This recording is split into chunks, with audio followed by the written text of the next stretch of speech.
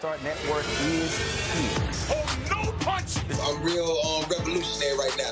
Thank you for being the voice of Black America. All momentum we have now, we have to keep this going. The video looks phenomenal. See, there's a difference between Black Star Network and Black-owned media and something like CNN. You can't be Black-owned media and be scared. It's time to be smart. Bring your eyeballs home. You dig?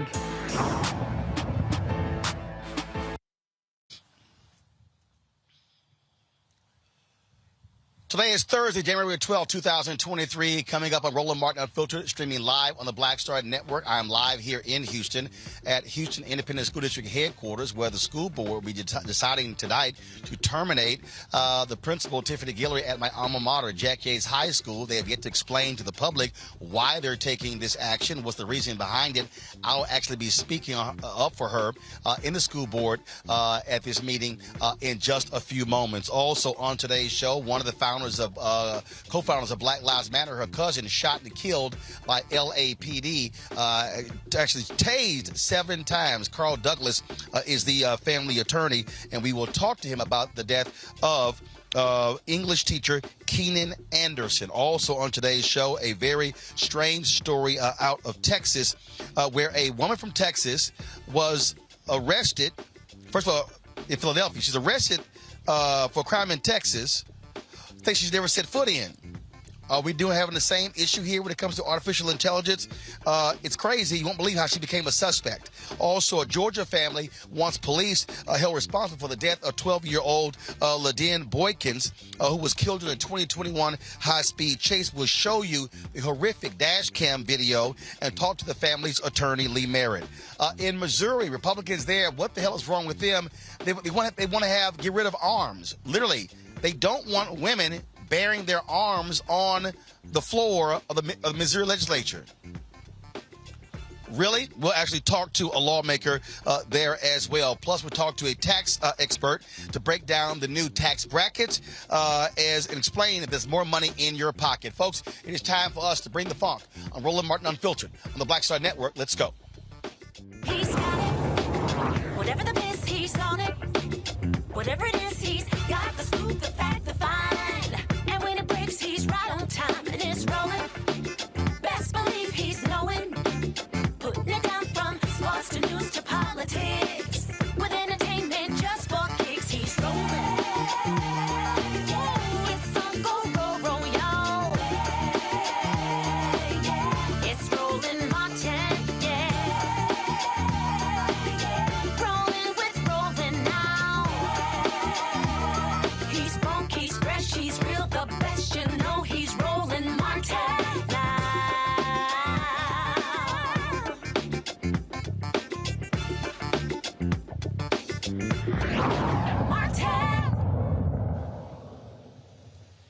Hey folks, Roland Martin here. I'm broadcasting live from Houston in front of the Houston Independent School District, where the school board meeting just started. They are trying to terminate the principal at my alma mater, Jack Yates High School, one of the most historic black high schools here in Houston. They finally had stable leadership. She's been there for 5 years, but they won't explain why they want to terminate her, even though she has done one hell of a job leading the school and trying to bring it back. Of course, I've worked with her closely with the scholarship, the $25,000 scholarship that I announced for the school. And again, she's been a strong leader for Yates, and now the school board wants to take this action, and they've yet to explain to the public exactly why they are making this move. And so I'm going to be speaking in a few moments in the public portion of the school board, sharing my thoughts on her leadership and why she should not be fired, and demand more accountability and transparency from this school board. Keep in mind, it was just 3 years ago the Texas Education Agency literally was going to take over the school district because of how dysfunctional this school board was. That's how awful things were here in Houston. Also, they had a black superintendent, Le'Den, who was the interim superintendent. Twice they refused to remove the interim tag. They went out and hired someone else from across the country. She eventually leaves, even though she turned this school district around. And so lots of drama here in Houston, but it is what many call here an ongoing attack on historic black high schools in Houston. And so we'll actually show you my comments when I speak to the school board once they get out of closed session. Let's talk about Los Angeles, folks, where the LAPD have finally released body cam video of the in-custody death of Keenan Anderson. He is the cousin of Patrisse Cullors, the co-founder of the Black Lives Matter movement. Body cam footage shows Anderson flagging down police officers for help after running in the street following a car accident. Anderson then tells officers that they were going to put something in his car when he ran, and officers subdued him and tased him for roughly 30 seconds before tasing him again. Anderson was taken to a hospital after being tased, and about 4 hours later, he went into cardiac arrest and died. Joining us right now is the family attorney for Keenan Anderson, Carl Douglas, noted civil rights attorney there in Los Angeles. Carl, glad to have you back on Roland Martin Unfiltered. So walk us through. Anderson, there was a car accident. He's in the street and he flags down cops for help. Roland, first of all, thanks for having me back on your show again. He was apparently involved in a car accident. He wasn't in his right mind. And initially, he was in the middle of the street when a motorcycle officer encountered him. The officer goes over to where the crash took place and learns from the other participants that Anderson was in fact involved in the crash and may in fact have been responsible. That then sets off a series of interactions where Anderson, clearly not in his right mind, clearly paranoid, is talking to the officer for 7 minutes. When the officer calls for backup, because he's on a motorcycle, to conduct a DUI investigation, other cops come. Anderson freaks out and begins to run in the street of a busy thoroughfare, and in their efforts to handcuff this man, officers put their body weight on him and tased him 7 separate times. They tased him on the back part of his heart, where his heart was. So, is there really any wonder that after 7 tases that contained 50,000 watts of electrical energy coursing through his body, 4 hours later, a dead man lay in his wake, and a 5-year-old boy is now forever left without his father? So, again, this is a perfect example of what we often talk about, how police, when they encounter people who are having a mental episode, how they use tasers and guns when we're dealing with somebody who has a mental crisis. Roland, there is this fundamental notion of officers acting as a warrior mentality, when many times we need them to act as a guardian mentality. Clearly, 75% of all interactions with officers and the public are not violent. But when you have this warrior mentality, regrettably, these kinds of things occur. Clearly, the officers were treating him not with the kid gloves of someone who was then in the midst of a psychological episode, but they treated him like a criminal. When they tased him, they thought that he was reacting and resisting arrest, when in fact, he was scrambling around because he was being stung by the taser, because the taser was being used unreasonably, and it caused pain. So if you tase somebody 7 times in a row, that energy is going to impact the heart, and the consequences to Keenan Allen were sadly predictable. I'm looking at the video right now, and I'm counting literally 7 or 8 officers. So you got 7 or 8 cops, and you need to tase somebody 7 times to subdue them? And there were at least 3 or 4 different officers who just came to the scene. They were unaware of what, if anything, had gone on between the interaction with the cop with the helmet, the motorcycle cop. And they come, and in their effort to handcuff this unarmed man, they press his body against the cement, pushing the very air out of his body. As he struggles to regain his breath, they tase him, which activates his heart. He did have, apparently, cocaine in his body, which is a stimulant. And the combination of those 2 items, regrettably, caused his heart to flutter, and they were unable to revive him after 4 hours later. There you go, 7 times, and they're tasing him in the back part of his heart, for goodness sakes. That training is difficult to accept. It is wrong, and it led unavoidably to his death. It is certainly sad that is the case. And again, this is what we continue to see: African Americans dying at the hands of cops, either being shot or, in some cases, other cases where they put bags over their heads, they get suffocated.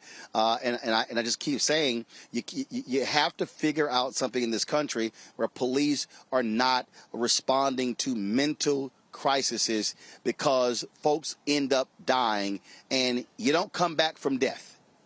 And there's no amount of money that brings you back. The irony is the death of Keenan Anderson was the third death reported by the LAPD this year, and we're only 12 days into the year. Each of those deaths were a function of someone in a mental crisis, and the officers dealt with them as criminals rather than dealing with someone in a mental crisis, which is, again, the essence of all the problems we continue to encounter in this country nationwide. Indeed. Carl Douglas, we appreciate you joining us. Keep us abreast of what happens in this case. Thanks a lot. Thank you for having me on. Next time. All right, folks. Thank you very much. Folks, when we come back, I'll talk with my panel about this here. I may have to step away to go speak in the Houston Independent School District Board meeting, but the conversation will still continue.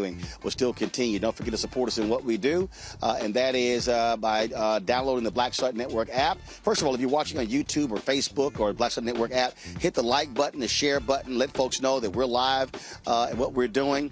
And so please support us in what we do. Download the Black Star Network app, available on Apple phone, Android phone, Apple TV, Android TV, Roku, Amazon Fire TV, Xbox One, Samsung Smart TV. Also, join our Bring the Funk fan club. Your dollars are critically important. Send check-in money orders to P.O. Box 57196, Washington, D.C. 20037-0196. Cash App, $RM Unfiltered. PayPal is R Martin Unfiltered. Venmo is RM Unfiltered. Zelle is Roland at RolandSMartin.com, Roland at RolandMartinUnfiltered.com. And, of course, get my book, White Fear, How the Browning of America is Making White Folks Lose Their Minds. Get it from Amazon, Barnes & Noble, Target, Books A Million. Download the copy from Audible or order through your favorite black bookstore. We'll be right back on Roland Martin Unfiltered, broadcasting live here in my hometown of Houston, Texas. I'm Deborah Owens, America's Wealth Coach, and my new show, Get Wealthy, focuses on the things that your financial advisor and bank isn't telling you, but you absolutely need to know. So watch Get Wealthy on the Black Star Network.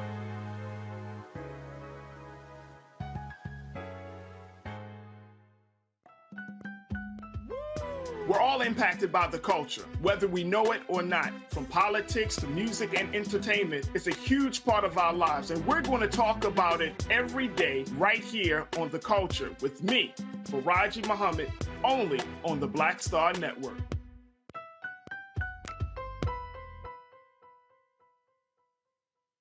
On the next A Balanced Life with me, Dr. Jackie, listen to this.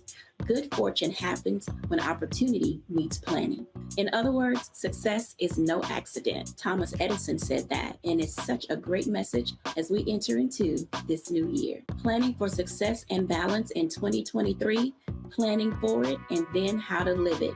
I'm always working towards those goals. I'm always moving in that direction. And if something gets me off track for the goal, I hurry up and determine, oh, wait, you're off track. Get back over here on your track of what you're supposed to be doing, and I continue to work to those goals. That's next on A Balanced Life with me, Dr. Jackie, here at Black Star Network.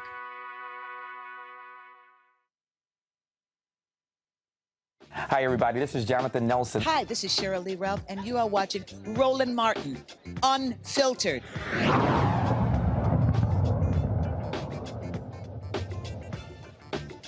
Concerns and future goals of our community are being heard. So thank you all. Look at the Houston Independent School District Board meeting. And so momentarily I'll actually be in this meeting speaking because they are looking to take action against the principal, Jack Yates High School, my alma mater, Tiffany Guillory. And so they'll let me know soon when to call me in to speak. And so when that happens, we'll have Reese or someone take over the show. Let me bring in my panel right now. That is, of course, a regular Thursday panel. Erica Savage, founder of the Reframe Brain. Reese Colbert, founder of Black Women Views. Dr. Greg Carr, Department of Afro-American Studies, Howard University. Glad to have all three of y'all here. I'll start this way, and then we'll start with what Carl just said. And we continue to say this over and over and over again, Erica, and that is, there has to be reform on these police departments when it comes to how they are treating individuals who have mental crisis. San Francisco actually created a situation where they sent counselors to various scenes. We're seeing this happen way too often here in the United States. Yes, absolutely, Roland. And one of the things that, we definitely need to bear in mind is that since the pandemic, 2020, that there's been a rise, at least a 30% rise in people that are experiencing stress, insomnia, and anxiety. And those are real things. So that's whether or not a person has a diagnosis of having perhaps a mental illness issue or just has a diagnosis standalone. So when we think about that, we think about people that are still struggling since the pandemic, people that are working different jobs. And so then we bring in this gentleman, which not understanding fully what happened before, but even just a cursory look at the video, you can tell that there's something that's not right there. So for a person to run out in the middle of busy traffic would let you know kind of that person's mental state of mind. So additionally, with the 988 crisis line for people that are experiencing perhaps suicidal ideations, it would make sense to have law enforcement folded in such a way that when they do come into contact with someone who seems to be a little bit beside themselves, whether or not that's to an addiction or it's just because they were in a traumatic event, that there be a course of action laid out to get that person help. And then if there are charges that later need to be filed, that can be done. But as long as Black Americans are looked at as beasts, or as I think Dr. Carr said, no human found, as long as we're not looked at and approached with humanity, we're going to unfortunately see the slave patrol carry out what they've been doing for many centuries now. And that has a great impact on our community and many generations to come.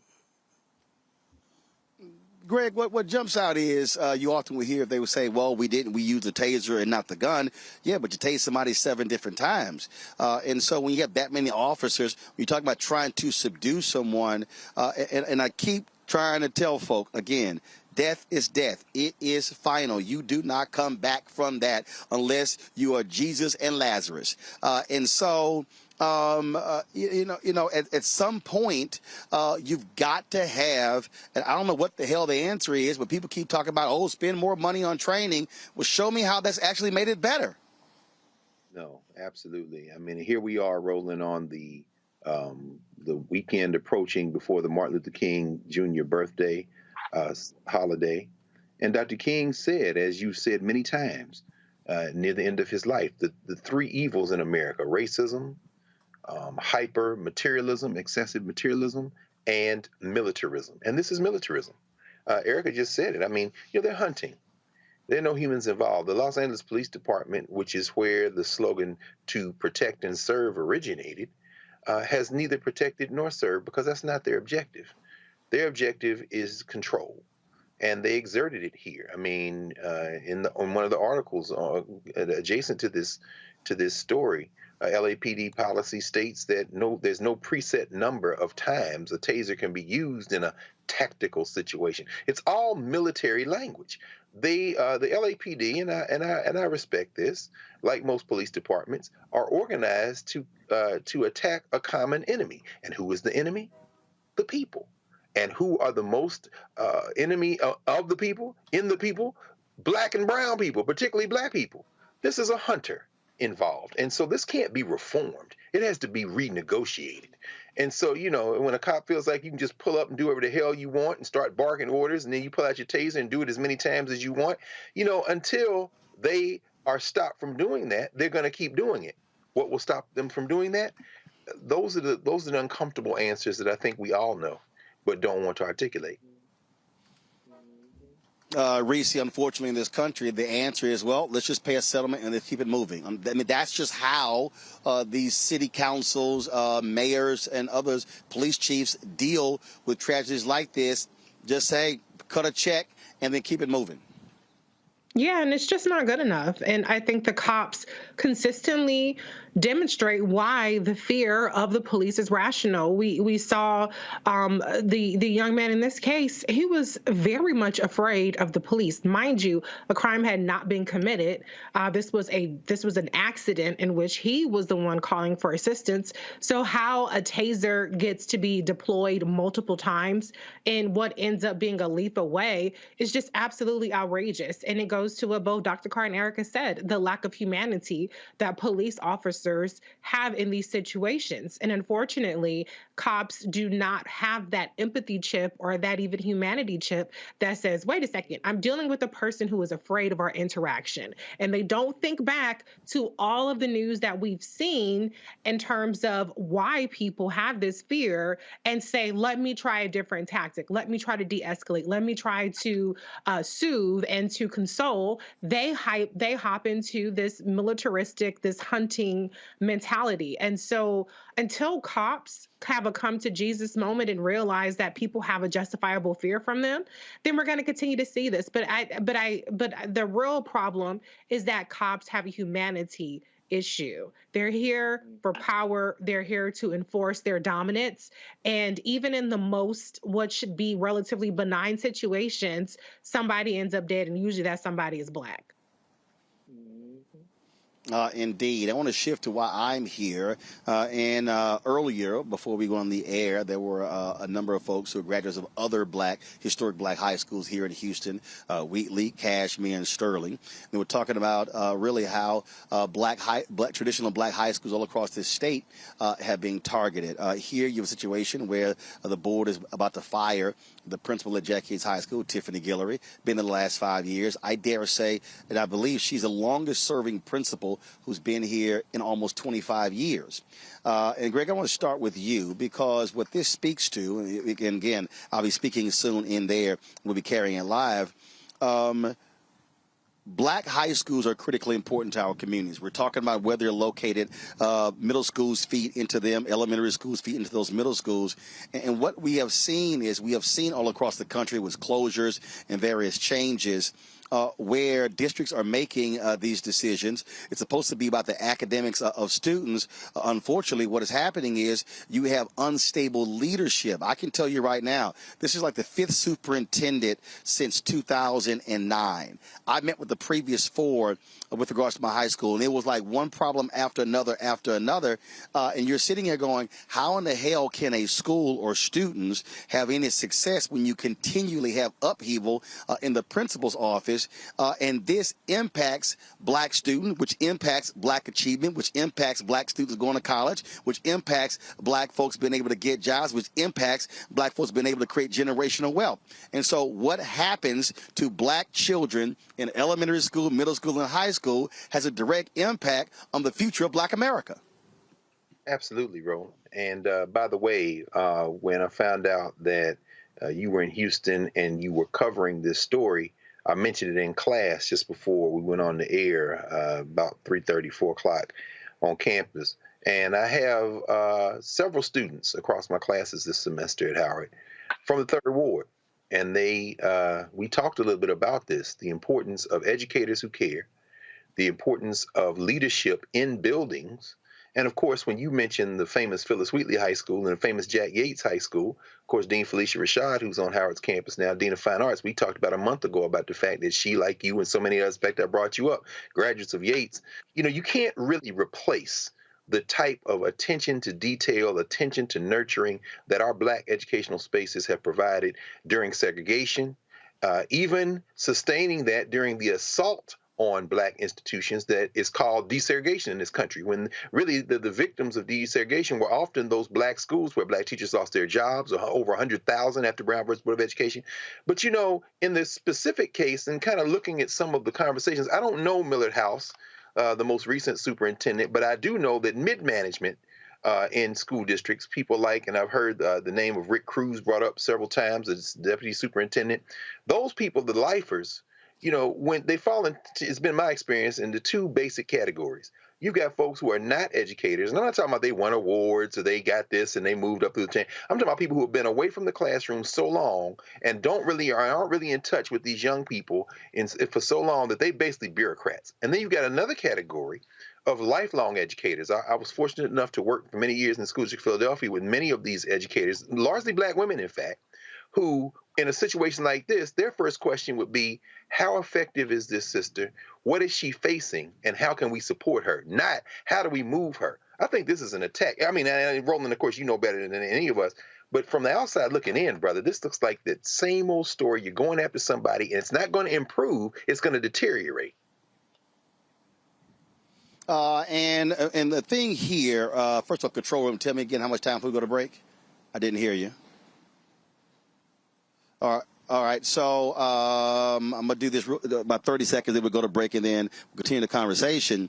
The thing that I keep talking about academically, Reese, and that is when you hear administrators talk about, well, we're going to move someone out because of test scores, the first thing I say is, okay, did you measure these students when they came out of the middle school to see where they were?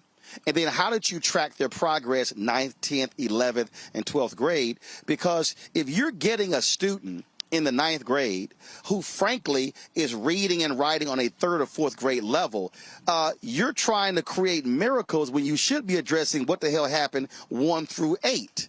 And then you have to then assess, okay, to the school district, what additional resources are you putting into a school to be able to elevate the academic performance, as opposed to hoping a principal becomes somehow a saint, and then they can simply do a whole lot with very little. About 30 seconds before we go to the break, and then we're going to pick this up when we come back. Yeah, honestly, I take any kind of after-the-fact criteria as nothing more than a pretext to justify the decision that was made. Because the reality is, if that's the criteria that you're going to use, then set that up front. And you also don't fire somebody in the middle of the school year if you are evaluating them based on criteria such as school scores and things like that. But we see this time and time again, particularly with Black people, where they want to fire you because you're effective or because you're ruffling some feathers that have nothing to do with your effectiveness, but the ineffectiveness of others. And what they do is they create some BS personnel or a performance issue to try to justify it after the fact. And I'm not buying it. And neither are the parents. All right, hold tight 1 second. I got to go to a break. We'll pick this up when we come back. Roland Martin Unfiltered on the Black Star Network. Back in a moment. Hatred on the streets, a horrific scene, a white nationalist rally that descended into deadly violence. White people are losing their damn minds. As an angry pro-Trump mob storms the U.S. Capitol, we've seen shooting. We're about to see the rise of what I call white minority resistance. We have seen white folks in this country who simply cannot tolerate Black folks voting. I think what we're seeing is the inevitable result of violent denial. This is part of American history. Every time that people of color have made progress, whether real or symbolic, there has been what Carol Anderson at Emory University calls white rage as a backlash. This is the rise of the Proud Boys and the Boogaloo Boys. America, there's going to be more of this. Here's all the Proud Boys, guys. This country is getting increasingly racist in its behaviors and its attitudes because of the fear of white people. The fear that they're taking our jobs, they're taking our resources, they're taking our women. This is white fear.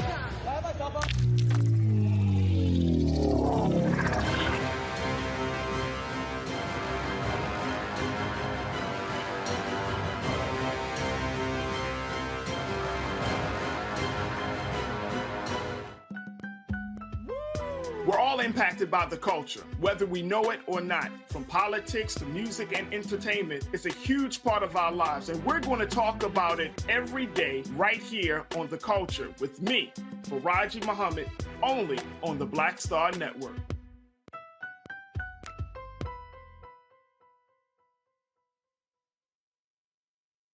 Hi, I'm Amber Stevens-West from The Carmichael Show. Hi, my name is LaToya Luckett, and you're watching Roland Martin Unfiltered.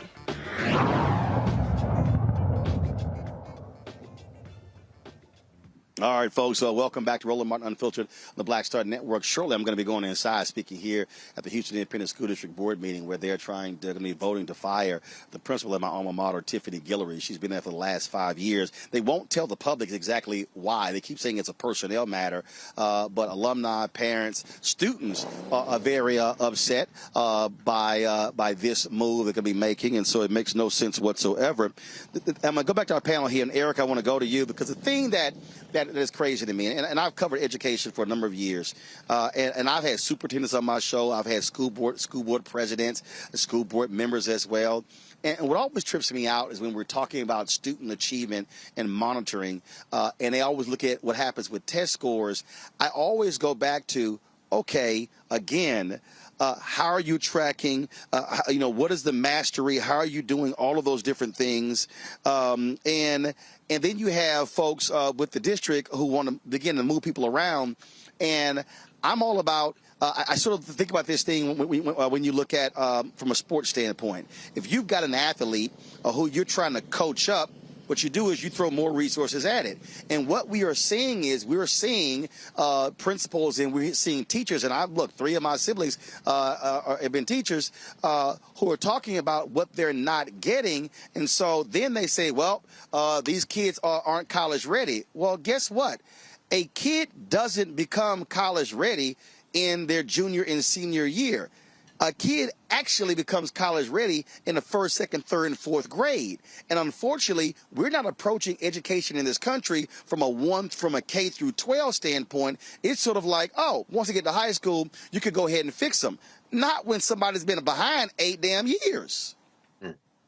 Absolutely. And there has been a legacy of failing. And I really want to applaud you, Roland. And this should be a message to the community at large, especially those that watch this programming, that you made sure that you were present for the hearing. And so if your school board is comprised of elected members, that's why we talk about so often of the show, the value in the investment that's required so that you can have an expectation of what happens on the other side of a vote.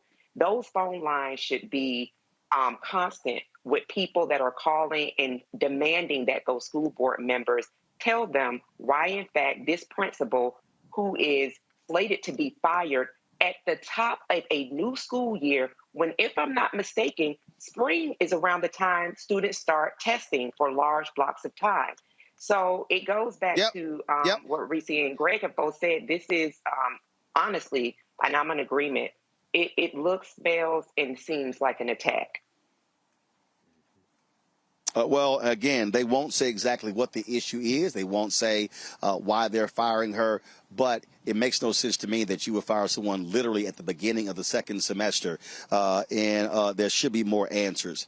Speaking of answers, let's go to Georgia, where a Georgia family, they have released the dash cam video of the 2021 police chase that killed 12-year-old Le'Den Boykins. Charlie Moore was pulled over for evading police when a chase ensued with Boykins and another minor passenger. A Georgia State Patrol officer performed a pit maneuver to end the pursuit, killing Le'Den. Moore was charged with first-degree homicide by vehicle, aggravated assault on a peace officer, and endangering a child while driving under the influence.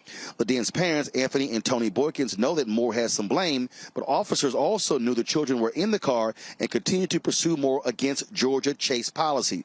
Boykins' parents and the Georgia NAACP President Gerald Griggs are demanding that Georgia Attorney General Chris Card appoint a special prosecutor and ask for the Department of Justice to open up a general inquiry into law enforcement practices in Georgia. The trooper involved in the crash was placed on administrative leave during the investigation, returned to work early last year. To break this down is Lee Merrit, who is who's attorney for the Boykins family. So, Lee, the family is saying that it is against the policy of police there, Georgia State Police policy, to do a car chase if there are minors in a vehicle? Well, the general orders for the state of Georgia state that if you're going to pursue a pit maneuver, not just the pursuit, not just the chase, but if you're going to try to end the chase using a violent tactic that will likely result in seriously bodily harm, injury, or death, you want to do that with only the suspect in the car and no passenger certainly no minors or any other bystanders that would be potentially impacted. So, and so this trooper makes this move. And if that's the policy, how is he still back on the force?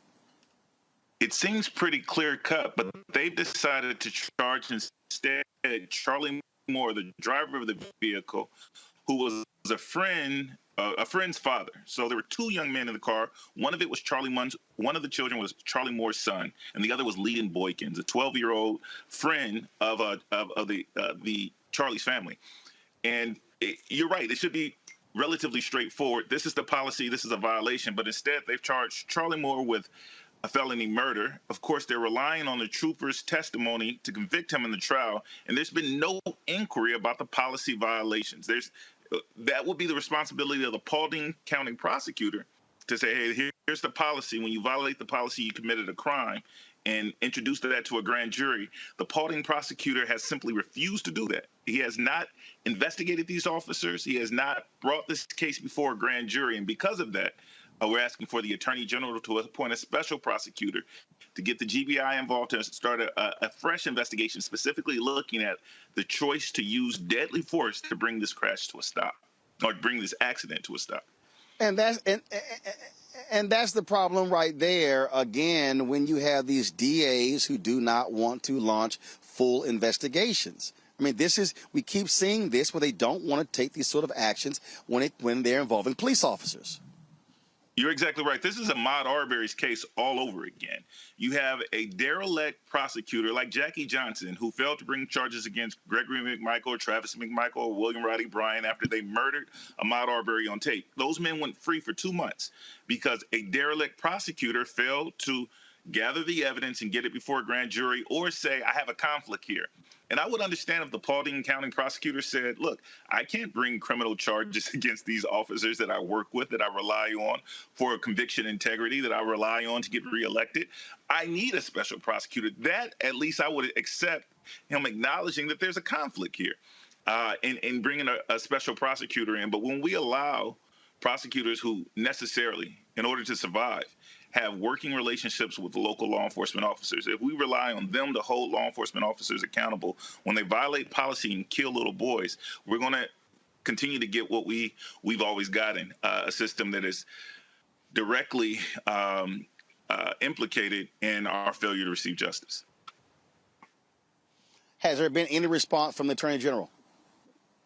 Mr. Carr has been working with my office on Ahmaud Arbery's case, on the prosecution of Jackie Johnson, on a few other cases in Georgia.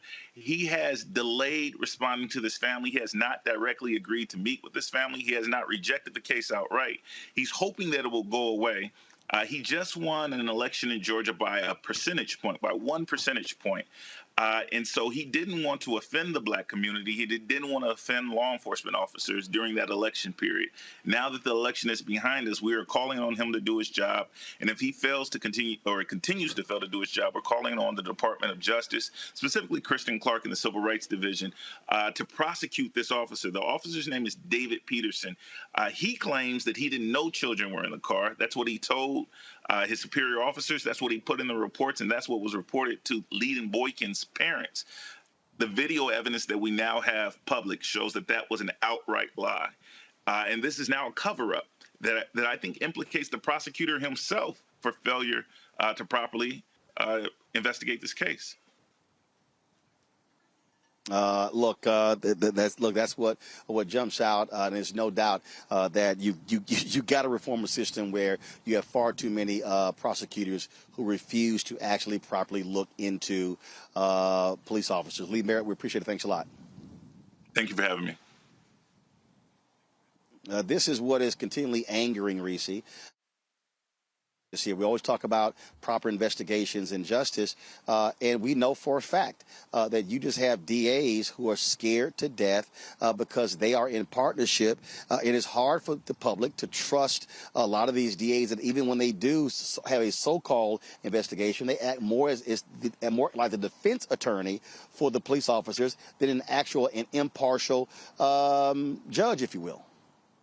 Yeah, absolutely. I mean, man the hell up and do what you have to do and hold these cops accountable. There's a clear-cut law against this kind of behavior, a regulation against this kind of behavior, and a child is dead. And what they continue to do, the police and the prosecutors continue to do, is they continue to gaslight the Black victims by overcharging the person, like in this case, charging the driver for murder, when it was in fact the cop that caused this completely unnecessary wreck that killed this young boy. And so it's appalling and it's cowardice that these cops are not held accountable. And if the prosecutors don't have the balls or the guts to do it, then get involved, kick the can to a special prosecutor, ask for an outside review, or as Lee Merrit suggested, let's get the FBI, DOJ involved. They can investigate a whole bunch of other stuff, Hamilton tickets, 401ks, all kind of stuff. So you can go on ahead and bring your ass down there and investigate this situation where there's video footage and plenty of evidence to show that this cop knew exactly what was going on when he attempted this illegal maneuver. Just way too many problems like this in Georgia, Erica, your home state. Oh, yeah, absolutely. Unfortunately, I don't expect for it to slow down anytime soon, but that's why I think it's really important. We have attorneys like Lee Merrit that really do highlight specificities around regulations. And I would be willing to bet that that lying-ass cop looked in that car, and, of course, the adultification of Black children was upon us. So, of course, he didn't look at the children as children. He saw Black targets, what they use for target practices, Black faces, and he continued on with what, as Lee Merrit described, was a violent maneuver. So I think that keep the pressure on. He did say that person's name who is working, cashing checks, I'm assuming, celebrating holidays, David Peterson, Georgia. Do not forget about David Peterson killing this young baby. All right, folks, got to go to a break. We come back. A strange case out of Philadelphia. Why did a Black woman spend a week in jail for a crime that took place in Texas and she never even stepped foot in the state? Sounds familiar. Wait till we unveil the details. Also, I'm going to step into the school board meeting and speak in a moment here on behalf of Yates Principal Tiffany Guillory.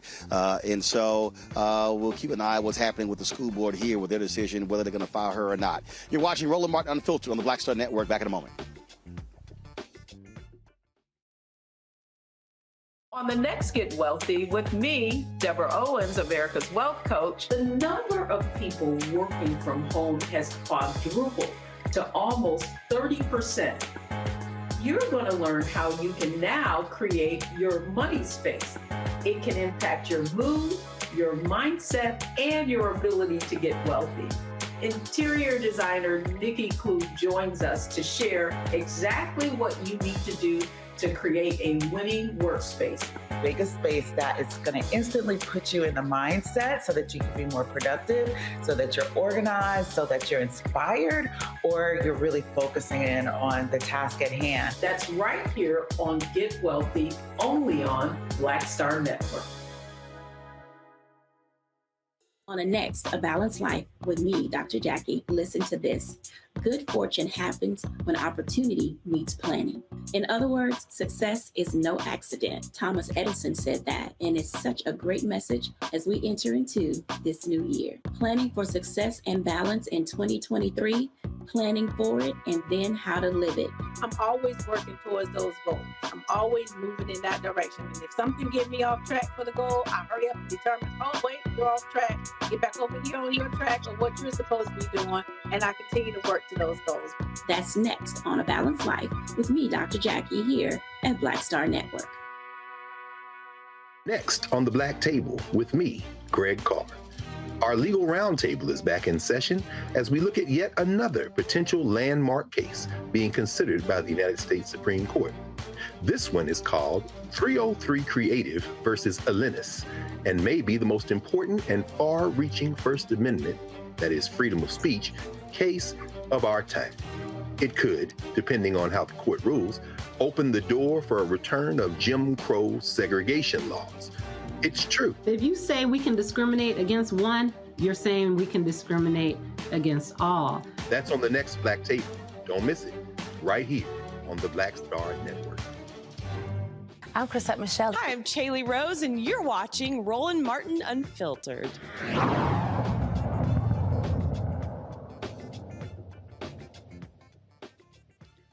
outrageous story out of Philadelphia. A Black woman spent almost a week in jail for a crime she did not commit states away. Julie Hudson was wrongfully arrested for a Texas crime due to a case of mistaken identity. It began with a May 2022 shoplifting incident at a sports store in Webster, Texas, about 22 miles from Houston. Webster police identified the suspect as Julie Hudson. Investigators said the surveillance photo of the suspect looked similar to social media images of the 31-year-old PhD student from Philadelphia, who was also named Julie Hudson. Julie found out about the warrant because she kept being denied jobs, so she went to a Philadelphia police station on January 5th to find out why. That's when she was taken into custody. Julie was released last night after about 2 weeks in jail. Philadelphia's District Attorney Larry Krasner released this statement about Julie's arrest. The Philadelphia District Attorney's Office became aware of Julie Hudson's predicament last evening. Thanks in part to media reports out of Houston and in Philly, I am not aware of any efforts by Texas authorities to contact my office directly about the misidentification of Ms. Hudson, which led to her arrest by Philadelphia police on January 6th based on a fugitive warrant.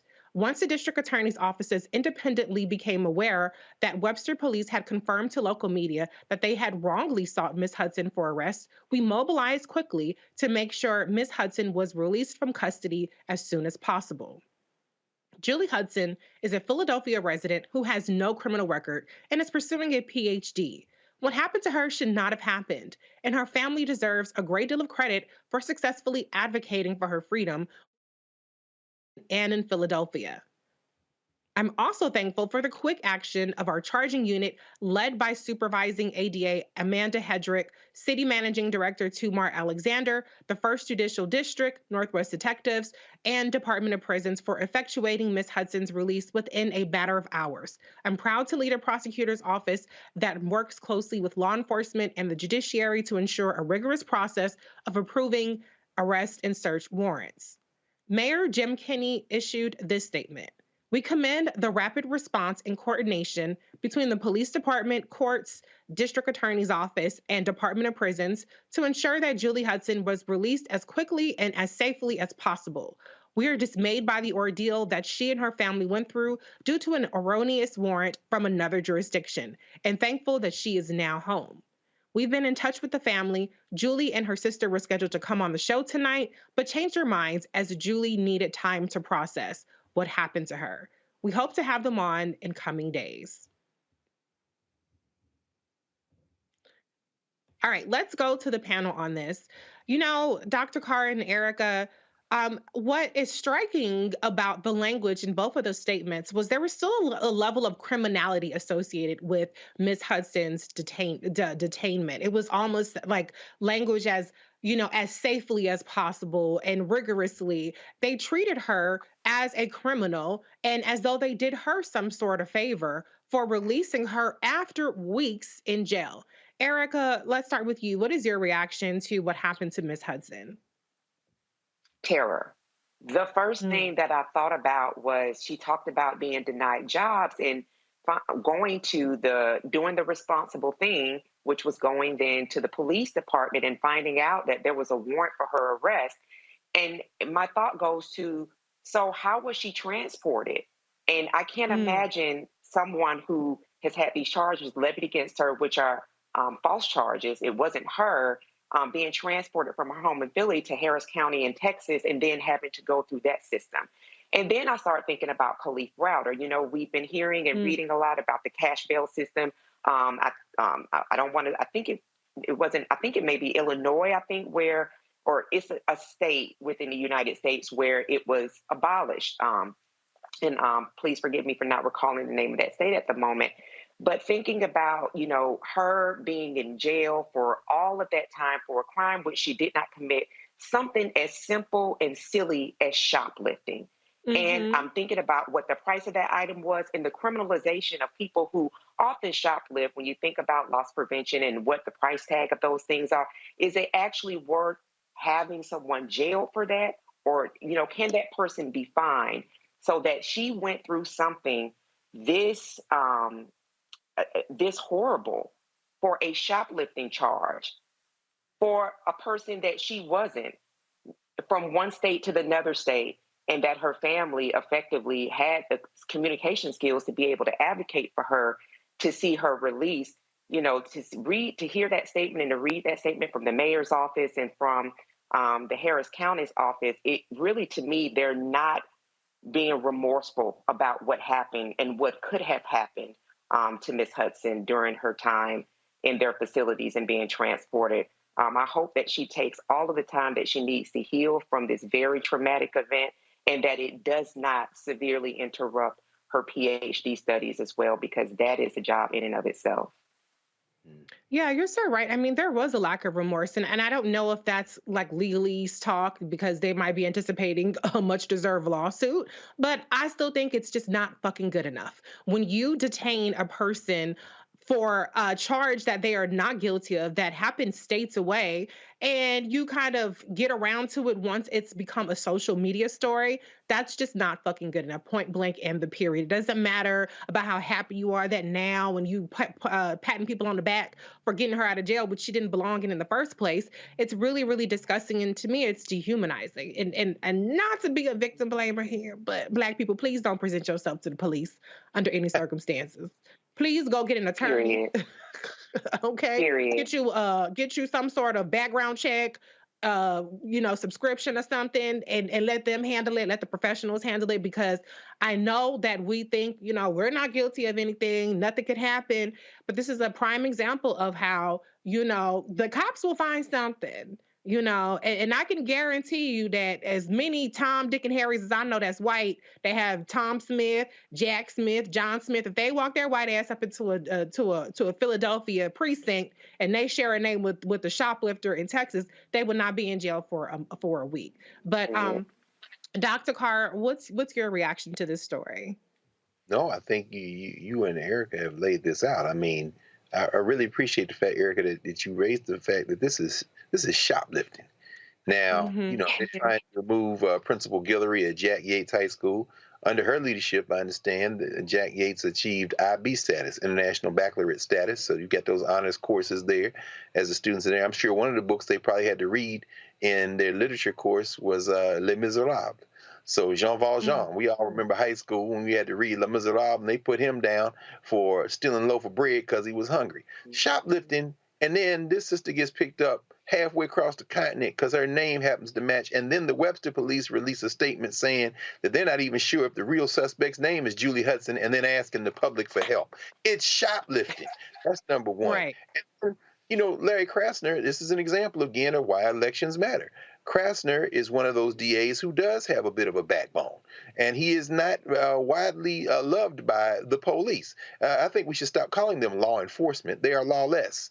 We should call them something else. I mean, the hunters, maybe the lawless, and no amount of propaganda, no amount of law and order, no matter how series they have, no matter Chicago PD or what, no matter propaganda trying to humanize these people can displace the fact that all of us who are not police are enemies of the police, because they are out and they are organized to do something to us. Finally, I think it's very important, and y'all both have stressed this, that we frame our relationship not only to policing in this country, but to the systemic problems that policing is just a symptom of. We are not considered human beings. And you're absolutely right, Reese. Do not cooperate. In fact, there's a famous poster from Boston during enslavement, and it says, "Colored citizens of Boston, do not cooperate with the police." I mean, you know what? You might end up in next thing you know, you in Louisiana. The police are not our friends. And all you police who are good police and you're trying to do your job, guess what? Try harder. Because you're friends. Exactly. And what's interesting too is, we have the former Brazilian president kicking it in Florida, running charges. We have extradition policies even between different states and cities in this country. And so for the Philadelphia police officers to take it upon themselves to arrest a citizen of Pennsylvania, a citizen of that city, when there hasn't been any kind of extradition process, there hasn't been any kind of warrant issued for them.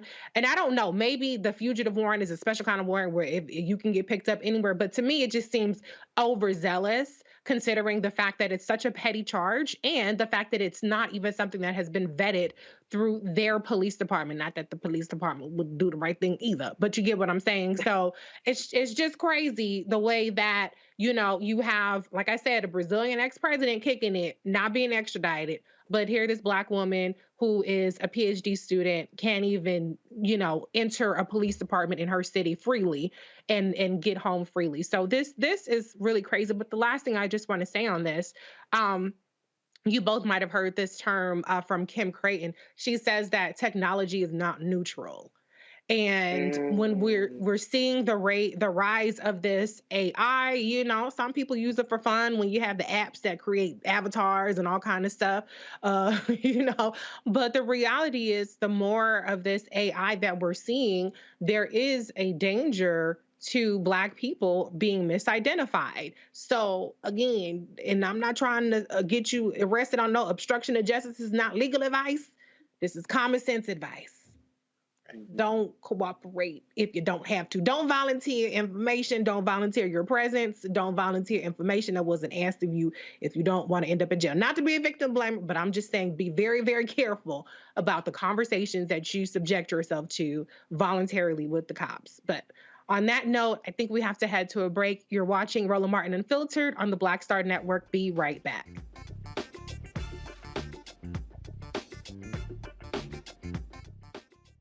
Folks, Black Star Network is here. Hold no punches! I'm real revolutionary right now. Black power. Support this man, Black media. He makes sure that our stories are told. Thank you for being the voice of Black America, Roland. Stay Black. I love y'all. All momentum we have now, we have to keep this going. The video looks phenomenal. See, this difference between Black Star Network and Black-owned media and something like CNN. You can't be Black-owned media and be scared. It's time to be smart. Bring your eyeballs home. You dig?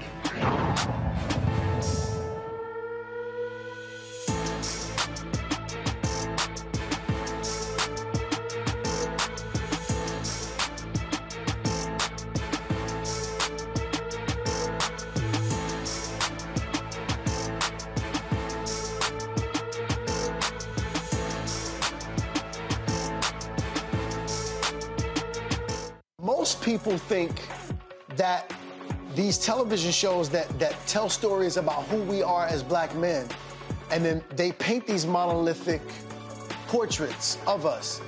They think that they're being painted by white people. And I gotta tell you, there are a whole bunch of Black folk that are the creators, the head writers, the directors of all of these shows, and that are still painting us as monoliths. The people don't really want to have this conversation. No, they don't.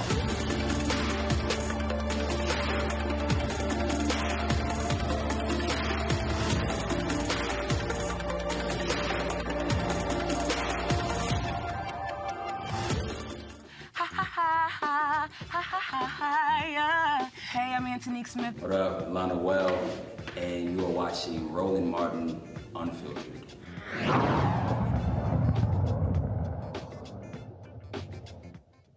The Internal Revenue Service does not ask for tax filers' race or ethnicity on tax forms, but that does not mean the tax system affects people of different races in the same way.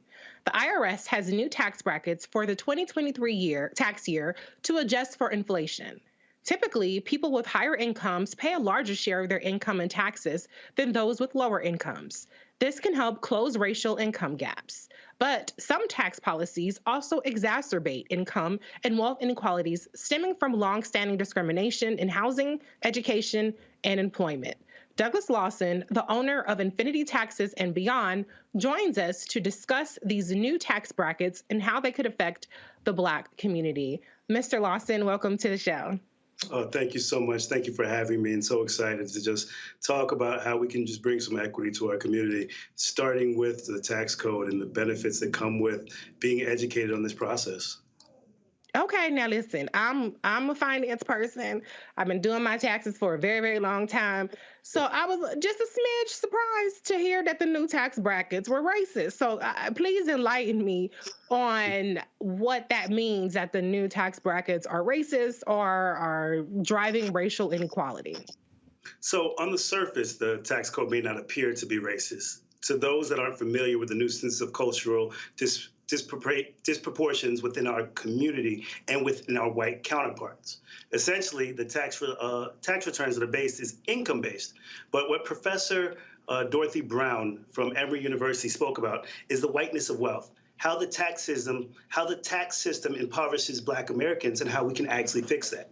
One of the things that it does is it starts with the tax system that we wouldn't even know that is racially disproportionately impacting because the IRS doesn't even collect or publish statistics about race. So talking about some of the things you even addressed in regards to tax breaks for income, income-based, home ownership, small businesses, nonprofit contributions, white Americans actually that have a single wage household and a spouse that stays at home are going to receive more tax benefits and breaks from a Black American family that has two equal wage earners contributing roughly the same amount. It gives that actual single wage earner household a tax cut compared to the other household when they're literally doing the exact same thing. The subsidies within white America, and while we have disadvantaged Black Americans, we engage in the same activities. Home ownership, when you have 74% of white Americans that have home ownership in 2022 compared to 45% for Black Americans, that gap's about a 29-point spread versus back in the 60s and 70s, it was a lower margin where it was a 27% spread, but it was still a lower amount. So we see that those benefits that are going to the actual tax breaks that come within the community are based upon some of the inequalities that happen within our system.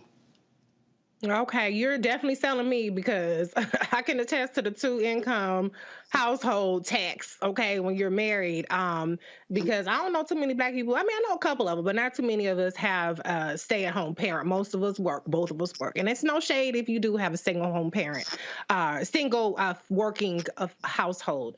But, you know, how do we address the inequities without penalizing the Black folks that do get the benefits already, like the home ownership benefits? Do you have any ideas about that?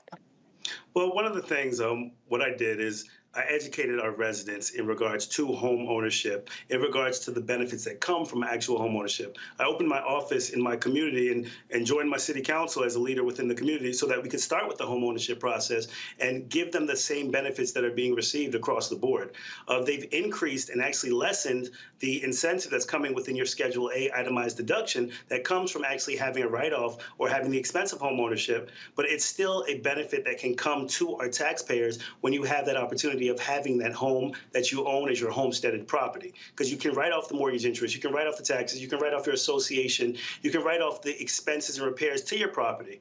So in addition to the home ownership, you also have the opportunity of your home business. Having and operating a home business, which so many people have done and created, especially through this pandemic and COVID, is operating within having that home wage that's coming in, that household wage, and being able to deduct that from your expenses, where you have the home office, you have your mortgage interest, and you have deductions that's going to bring your adjusted gross income down to a lower taxed bracket.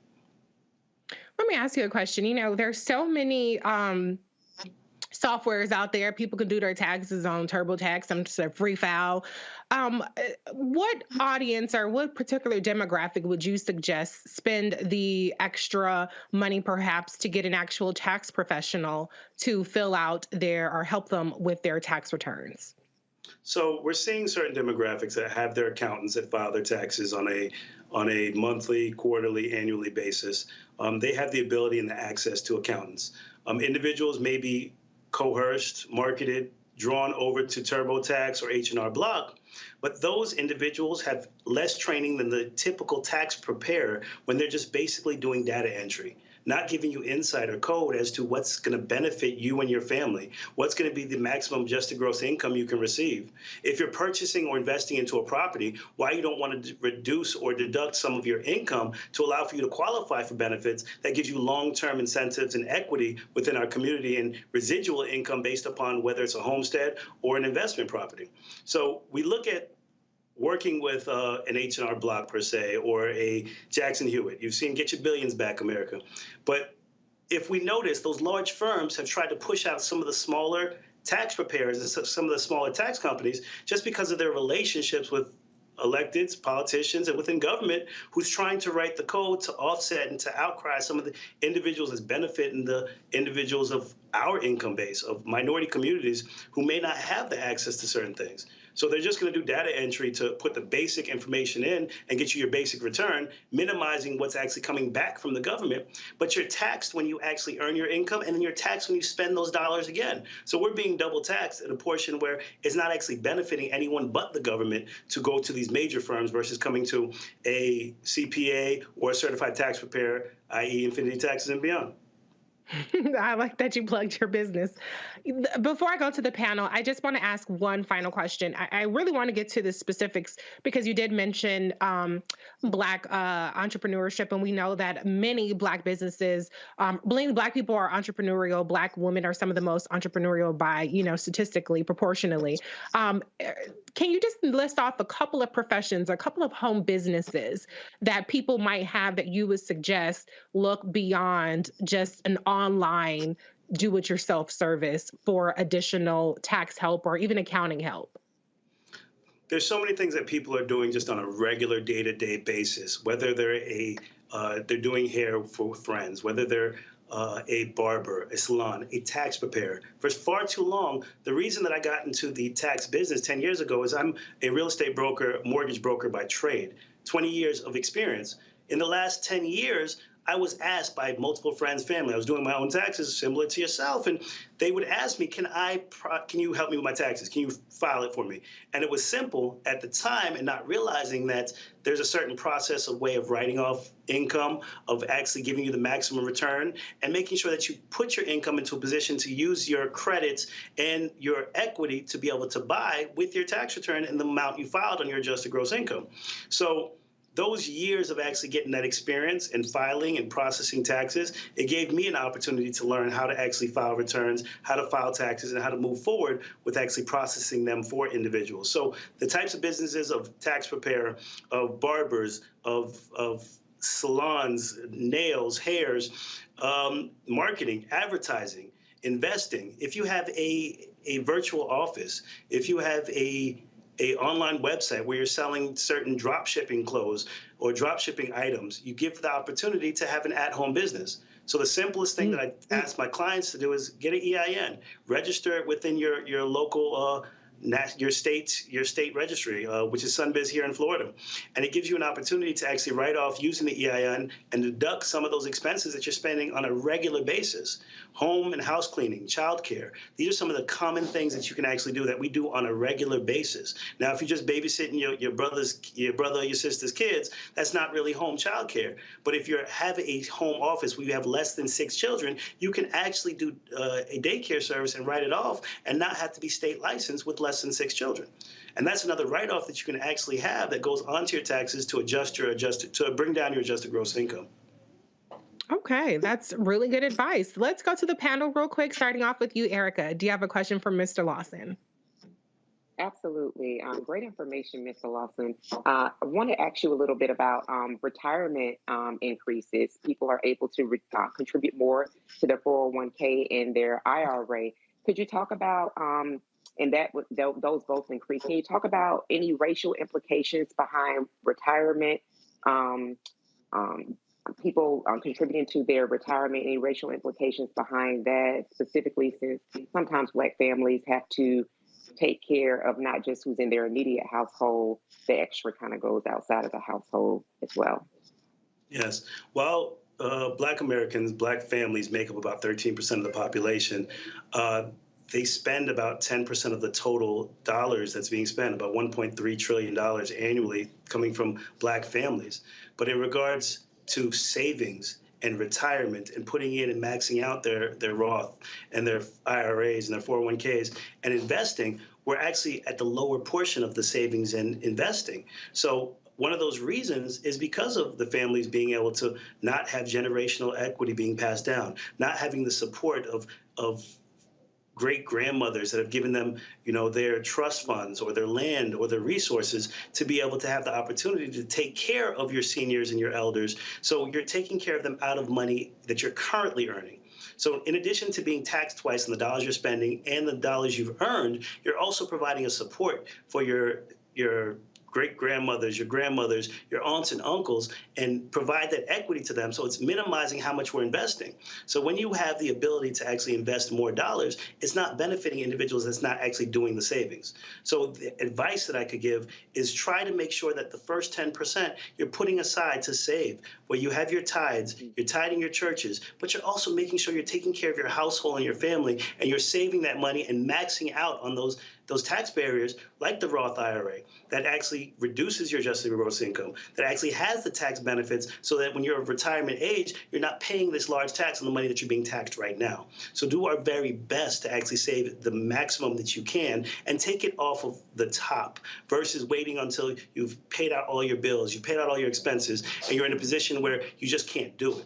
But understanding that we're in a position where we have to provide for families, we have to try to find the resources. So that's where the other small business opportunities come in, and actually taking advantage of being a small business owner, being an entrepreneur. Because I would say 9 out of 10 people, once they get off of that 9 to 5, they're still doing something else. It's the side hustle that was created during this pandemic that everybody's been doing for years, but became so seamless and so regular within our community because it was everybody locked in the house trying to figure out how to make additional money.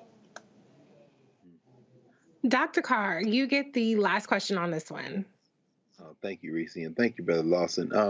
I'm thinking about the working poor, the folks who, may not operate a small business, even if it's just them, who are just basically trying to make it from day to day. On one end of the spectrum, we know the President of the United States, Trump, didn't even have his taxes audited when he was president, even though by law the IRS is supposed to do it. And the IRS pushed back and said, well, we don't have the staff to do it. We saw the GOP pass a bill that's not going anywhere to try to defund this close to 90,000 IRS employees over the next 10 years that the Democrats got through and was signed into law. I guess the question I'd like to ask you is if you have any thoughts on tax enforcement. I mean, you said, of course, that there's colorblind data collection. They don't collect data on race at the IRS. And something I was reading the other day said it's like 230 million calls annually to the IRS, and they got like 15,000 people to answer them. They're woefully understaffed. What are the implications for poor people? I understand working class people and middle class folk, but what are the implications for those who may be earning less than $44,000 a year or less than $11,000 a year? Are there any implications in terms of racism and the tax code to tax enforcement, and how is some of this being balanced on the back of these folk? Are the IRS going after them because it's easier than going after these folks who got plenty of money to hire lawyers to avoid paying their taxes? Dr. Carr, you hit it right on the head. Essentially, what they've done is created a code that's going to benefit the wealthy, and it's going to penalize the working class, middle class, and poor class, because the EIC credit that comes in is based upon your income level and the number of dependents that you have in your household. If you are below that median, where it cuts off at about $11,000 annually, you're not going to receive any credit. So if you're just barely scraping to get by, whether you're receiving some type of assistance, financial support, government assistance, your family's helping or supporting you to get through, you're not going to receive that earned income credit that you would receive if you're making a higher dollar amount. That is actually one of the main reasons that we had to work with our local, state, and federal lobbyists and government agencies to help to offset and to rewrite this code. And I see what our government's been trying to do with defunding the IRS by removing those jobs and just making it one tax across the board. That's not going to benefit anyone besides the wealthy, because of course they're going to put in tax laws and implications that's going to offset some of the dollars that have been donated to these nonprofits, some of the major corporations and entities. When you have your working class and your poor American that's not going to be able to sustain and pay a equal tax to what a high earning wage earner is going to actually make. So one of the things I sat down and I focused on was local politics, understanding what our property tax looks like and increasing the home ownership. I became elected official back in 2019 and opened up my office back in 2009 in the city I grew up in. That's one of the ways that we can really focus on changing that code, because property taxes, home ownership, and federal taxation is something that we have to address and that we're underutilized and under-resourced in, because the elimination of these jobs is going to, in turn, create less opportunities for people that are trying to still sustain and live in this community. I think our biggest thing we have to focus on is being a part of the decision making, being at the table and not allowing for the decisions to continue to be made for us. And that's where we faltered at, because we've never been really a part of the decision of the code that was actually written for white America. So thank you, Mr. Lawson. That's something we stress here all the time, the importance of local politics and getting involved, because as you said, it's not just the federal tax code, there's local and state taxes that we're impacted by. Real quick, can you give us your website before we sign off? Thank you so much. It's www.infinitytaxesandbeyond.com. We can be reached there anytime you sign in, and we'll have an agent that gets back to you within a timely fashion. I just thank you for the time and giving us the opportunity to talk about tax code and the benefits of filing with the tax preparer. Thank you, Mr. Lawson. You're watching the Roland Martin Unfiltered show on the Black Star Network. We'll be right back.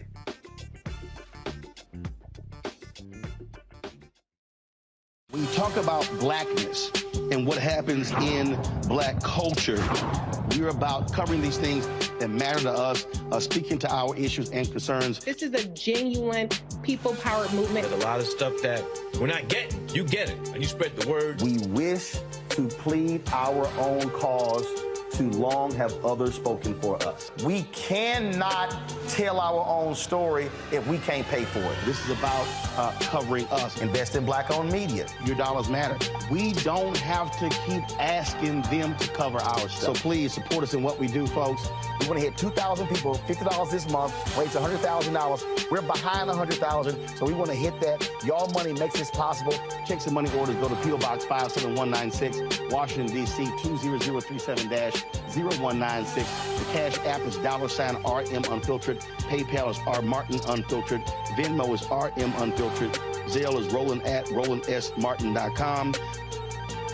On the next, A Balanced Life with me, Dr. Jackie. Listen to this. Good fortune happens when opportunity meets planning. In other words, success is no accident. Thomas Edison said that, and it's such a great message as we enter into this new year. Planning for success and balance in 2023, planning for it, and then how to live it. I'm always working towards those goals. I'm always moving in that direction. And if something gets me off track for the goal, I hurry up and determine, oh, wait, you're off track. Get back over here on your track or what you're supposed to be doing, and I continue to work to those goals. That's next on A Balanced Life with me, Dr. Jackie, here at Black Star Network. I'm Chrisette Michelle. Hi, I'm Chaley Rose, and you're watching Roland Martin Unfiltered.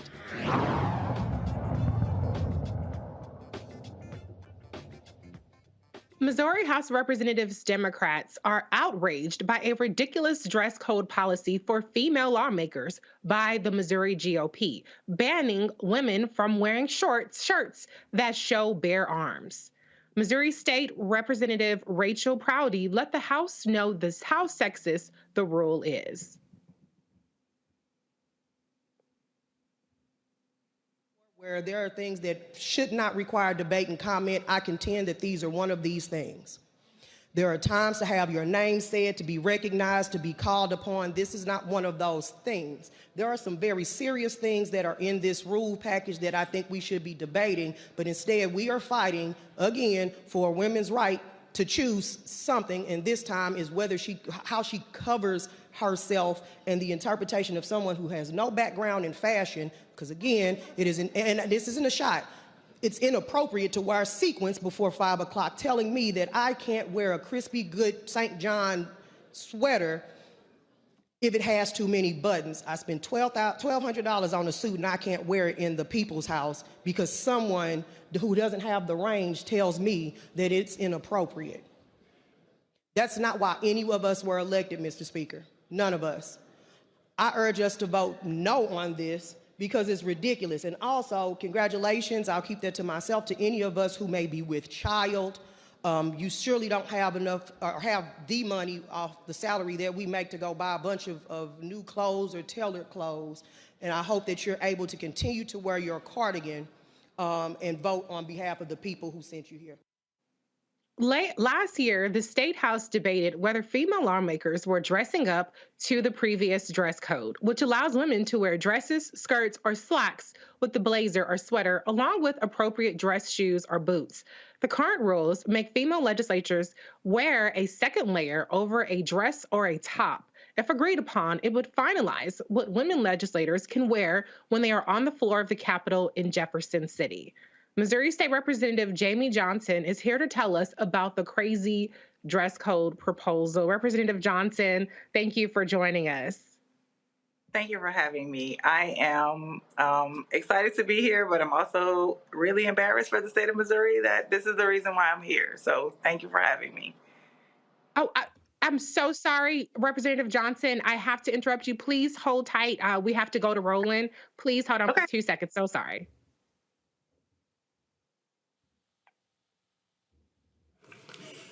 My name is Roland Martin. I'm Jack Yates' class of 1987. I flew all the way from Washington, D.C. With regards to this decision regarding Tiffany Guillory at Jack Yates High School. I've dealt with the last 4 superintendents dealing with what's happening at Yates. And finally, we've had stable leadership at Jack Yates. I go back to 2009 dealing with these various superintendents. The reason I gave a $25,000 scholarship, because finally we had a leader who was putting the necessary things in place to improve Jack Yates. I've been inducted into 3 Hall of Fames. National Association of Black Journalists in December 21, and in October, the Society of Professional Journalists. And I was gonna have an event here in Houston celebrating that, and I called her and I said, I wanna have it at Yates because I wanted those students to understand you can go from Jack Yates to be one of the top journalists in the country. And at that event, I plan to announce a $50,000 donation to our School of Communications. But if this board chooses to fire Tiffany, I will pull every dollar I have given. And this district also called me to celebrate for your HISD 100. And if you make this move, I will reject that. Because as you cannot sit here and continue to have upheaval at this school when you have parents and students who understand why you need consistent, stable leadership. I have always wanted to reinvest in Jack Yates. My parents are graduates of Jack Yates. My aunt, a longtime education leader in this district, Pam Lamont, is a graduate of Jack Yates. And at some point, this board has to understand Yates will never be what it used to be and what it should be unless you have stable leadership. Tiffany Guillory, she is the reason why I chose to make that investment. And I should not look to move my dollars elsewhere and take it to another school, not only in this city, but across the country. And trust me, I've interviewed numerous presidents. I knew members of Congress, talked to 15 today.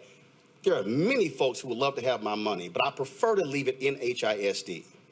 If you make this move and fire her, you're making a great mistake. This community stands behind her, graduates stand behind her, students stands behind her, and if it's a question of test scores, if it's a question of academic progress, we should be analyzing what resources they need, what new programs they need, what is best for the students. That's what should happen. And I'll be more than happy to meet with you, Mr. House, because I've met with the previous superintendents, and I've dealt with superintendents all across this country as an education advocate. But let me be real clear. Guillory should be the principal at Yates, and this action should not be taken in the middle of a school year. It is grossly disruptive to the education process, and I hope this board makes the right decision, because trust me, I'm doing my show live right now. I'm broadcasting this show live right now, and I am more than willing, because I own it, to bring this show to Houston and focus on what's happening in this city if she is replaced. That should not happen. And so I hope you do the right thing for Yates and for the students and for the families. Thank you. Superintendent House, please proceed with your update. Colleagues, please hold your questions until...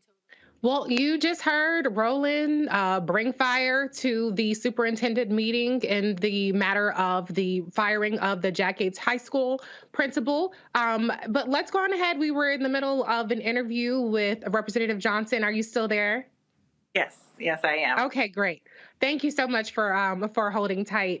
All right, so please enlighten us about what in the world is going on. I saw your peer throwing a whole tree of shade about not having the range and sequence and a number of things, but please give us your perspective on these completely sexist and archaic rules. Yes, on this, the eve of my Soros Founders Day. So Basically what happened is House Republicans wanted to institute just arbitrary, random, mandatory, narrow definitions of what business attire looks like that we can wear on the House floor.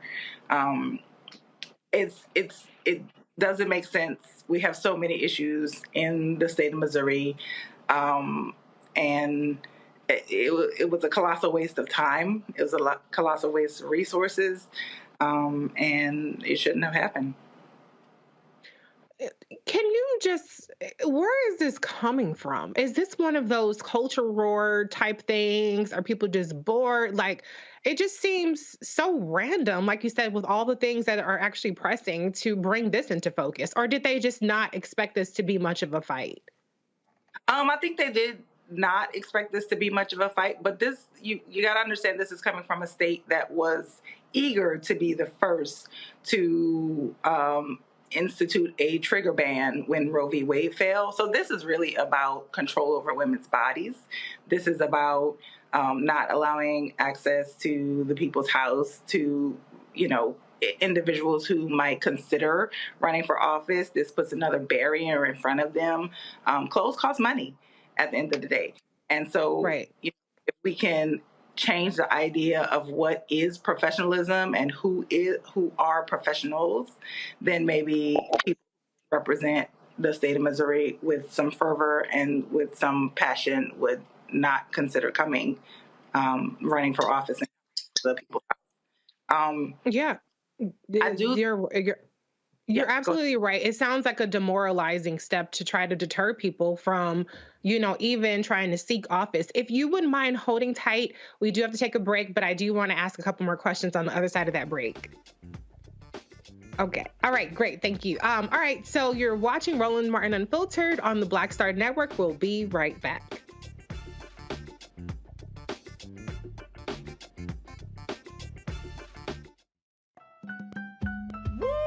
We're all impacted by the culture, whether we know it or not. From politics to music and entertainment, it's a huge part of our lives, and we're going to talk about it every day right here on The Culture with me, Faraji Muhammad, only on the Black Star Network.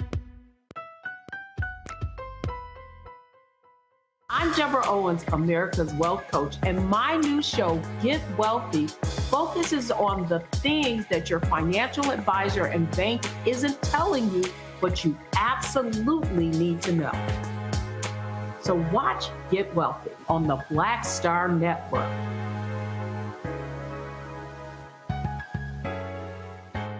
On the next A Balanced Life with me, Dr. Jackie, listen to this. Good fortune happens when opportunity meets planning. In other words, success is no accident. Thomas Edison said that, and it's such a great message as we enter into this new year. Planning for success and balance in 2023, planning for it, and then how to live it. I'm always working towards those goals. I'm always moving in that direction. And if something gets me off track for the goal, I hurry up and determine, oh, wait, you're off track. Get back over here on your track or what you're supposed to be doing, and I continue to work to those goals. That's next on A Balanced Life with me, Dr. Jackie, here at Black Star Network. Hi, everybody. This is Jonathan Nelson. Hi, this is Cheryl Lee Ralph, and you are watching Roland Martin Unfiltered.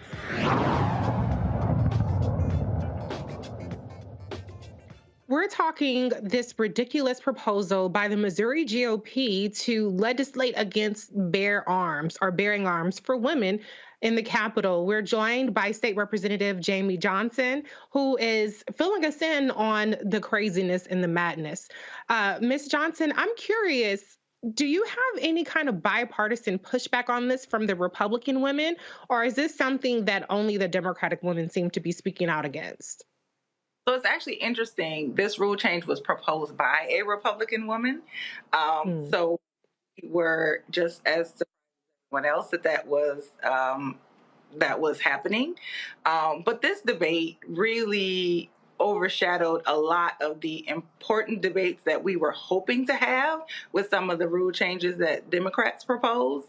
So, for instance, we proposed amendments that would make the Capitol building more accessible to Missourians with disabilities, that would ensure Missourians could testify before out-of-state stakeholders in committee hearings, and that that would make that just general rule changes that would make the House work better for the people of Missouri. And there was no debate on that. There were no questions. There was no conversation. It was just a flat out no. Like we got it.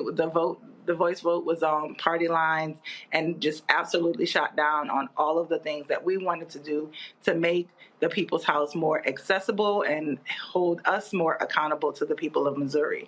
And that's just unfortunate that this conversation overshadowed that greater conversation of what we wanted to do to make the House more accessible.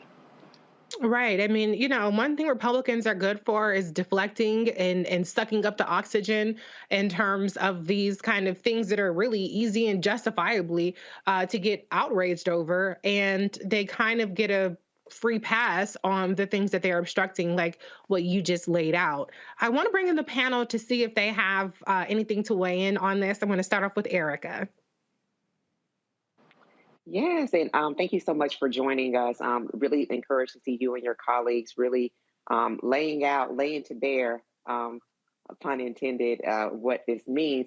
Let me ask you around what constituents, I know it's early in the year, but what has been constituents' feedback when it comes to getting the people's business done? Because what you talked about, the immediate folks that have differing abilities able to access the Capitol, that's a human right, so that, they would be able to speak with you all, go on tours or things of that nature. So can you talk a little bit about the other side of it, the less chaotic side, the folks that voted you all in, their expectations and any feedback that you're receiving from us? Yes, I and my colleagues have received a lot of feedback from our constituents on what a waste of time this is, what a waste of resources this is. Missouri is at the bottom of the list on so many national quality of life metrics, and we're hearing from our constituents say we want better. In this last election, we have the largest class of freshman representatives in a very long time in the Missouri House of Representatives. And so it's a referendum saying we want something different. We don't want politics as usual. This is, we have one other thing that I need to mention.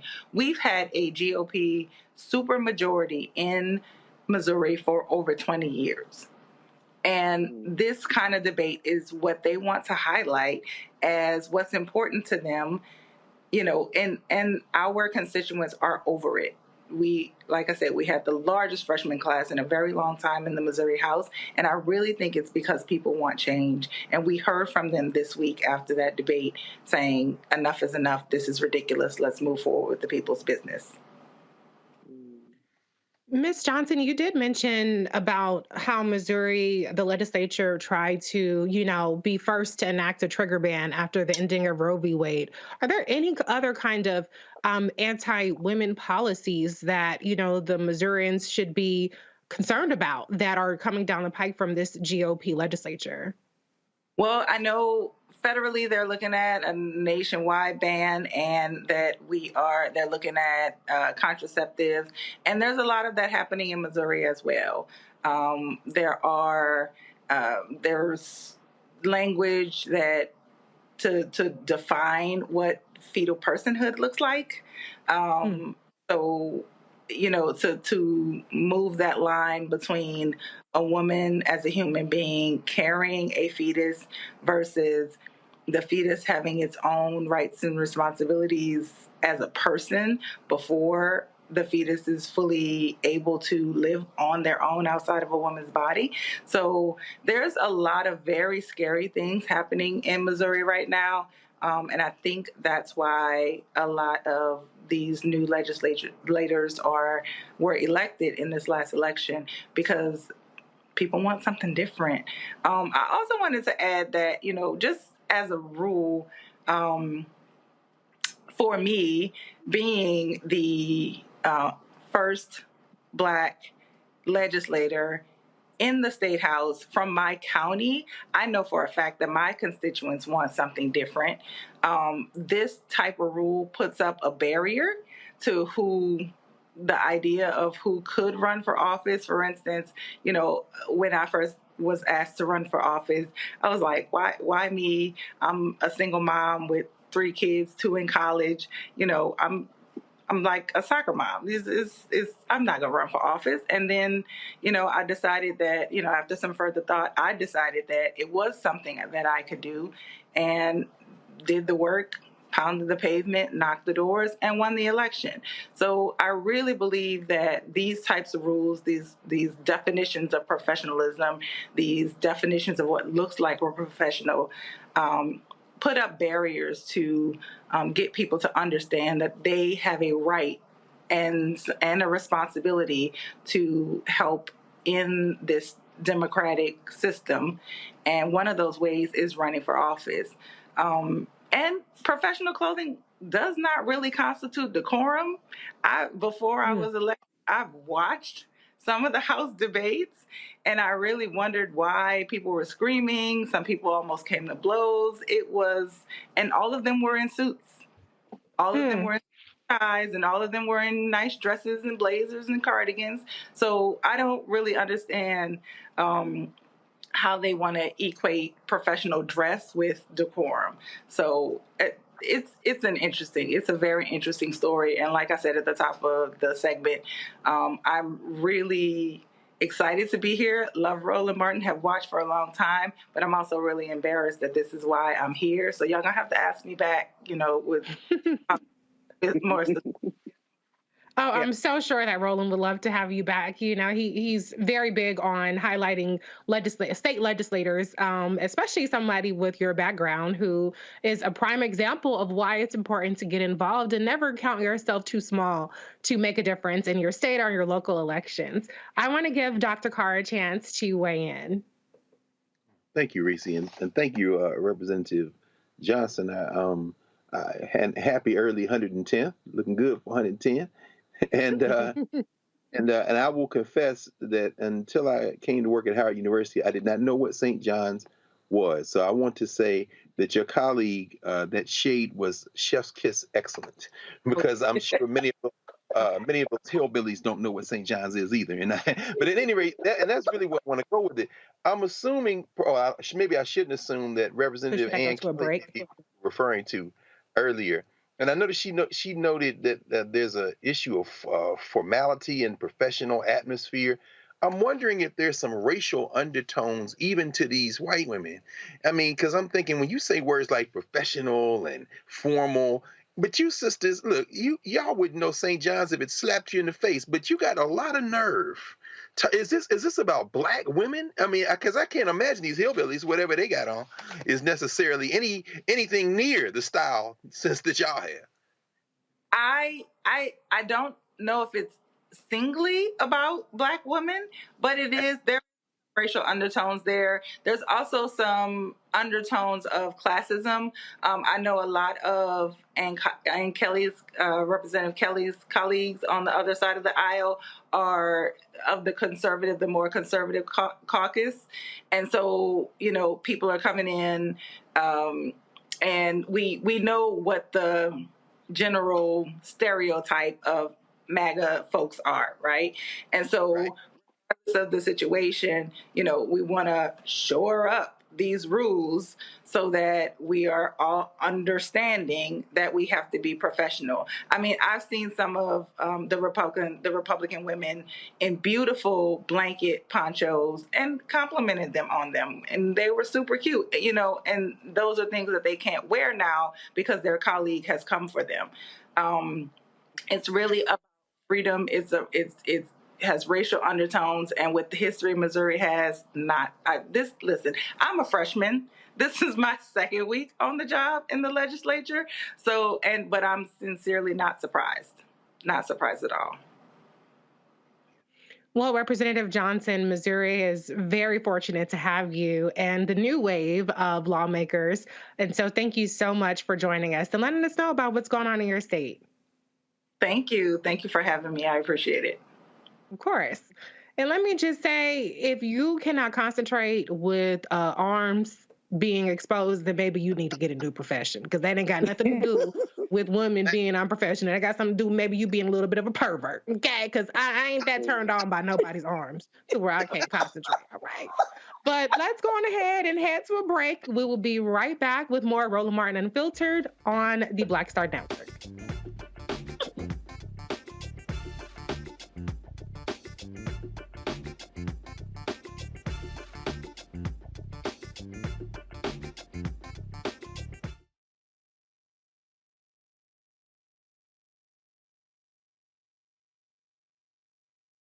When you talk about blackness and what happens in black culture, we're about covering these things that matter to us, speaking to our issues and concerns. This is a genuine people-powered movement. There's a lot of stuff that we're not getting. You get it, and you spread the word. We wish to plead our own cause. Too long have others spoken for us. We cannot tell our own story if we can't pay for it. This is about covering us. Invest in black-owned media. Your dollars matter. We don't have to keep asking them to cover our stuff. So please support us in what we do, folks. We want to hit 2,000 people, $50 this month, raise $100,000. We're behind $100,000, so we want to hit that. Y'all money makes this possible. Checks and money orders go to P.O. Box 57196, Washington, D.C. 20037-0196. The Cash App is $RM Unfiltered. PayPal is R Martin Unfiltered. Venmo is RM Unfiltered. Zelle is Roland at RolandSMartin.com. On the next Get Wealthy with me, Deborah Owens, America's Wealth Coach, the number of people working from home has quadrupled to almost 30%. You're going to learn how you can now create your money space. It can impact your mood, your mindset, and your ability to get wealthy. Interior designer Nikki Klug joins us to share exactly what you need to do to create a winning workspace. Make a space that is going to instantly put you in the mindset so that you can be more productive, so that you're organized, so that you're inspired, or you're really focusing in on the task at hand. That's right here on Get Wealthy, only on Black Star Network. Hi, I'm Amber Stevens-West from The Carmichael Show. Hi, my name is LaToya Luckett, and you're watching Roland Martin Unfiltered.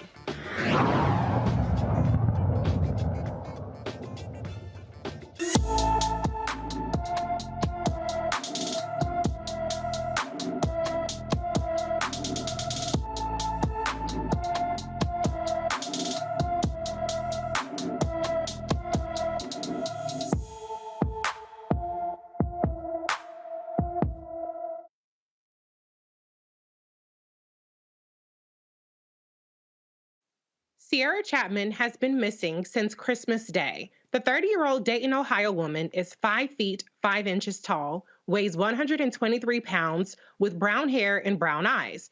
Sierra was last seen wearing a short-sleeved Tommy Hilfiger shirt, blue jeans, and black boots. She also has a tattoo on her neck that says Jaden. Anyone with information about Sierra Chapman should contact Dayton Police Department at 937-333-1070.